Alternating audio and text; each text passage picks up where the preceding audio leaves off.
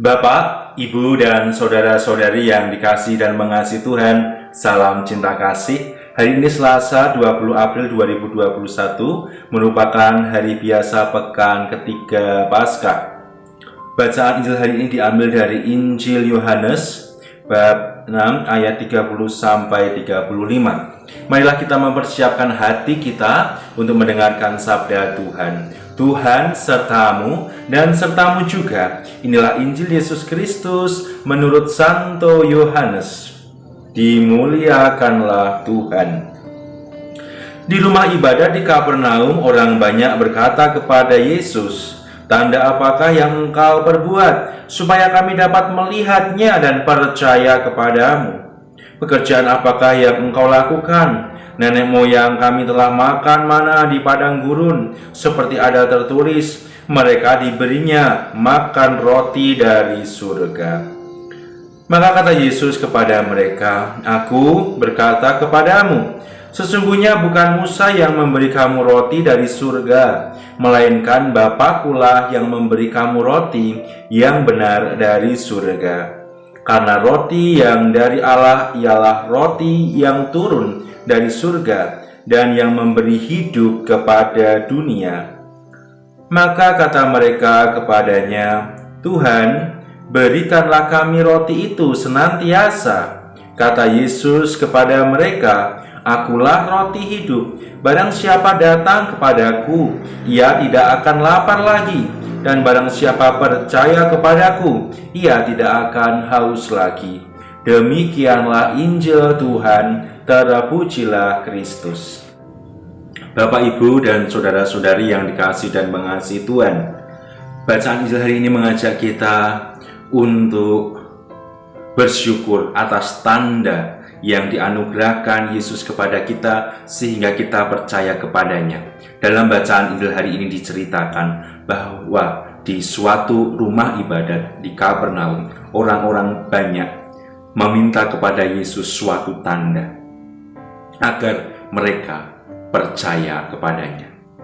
Dan Yesus memberikan tanda, tidak lain tidak bukan adalah dirinya sendiri.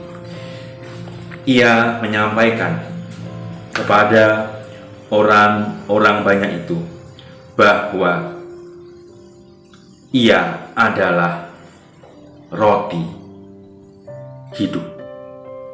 Ia berkata, "Akulah roti hidup, barang siapa datang kepadaku, ia tidak akan lapar lagi, dan barang siapa percaya kepadaku, ia tidak akan haus lagi." Jika zaman dahulu, di padang gurun ketika zaman Musa, orang-orang Israel mendapat suatu tanda cinta kasih Allah dengan makanan mana. Pada zaman Yesus, umat Israel mendapat tanda cinta kasih Allah berupa Yesus Kristus sendiri. Ia adalah roti yang berasal dari Allah, yang turun dari surga, yang memberi hidup kepada dunia.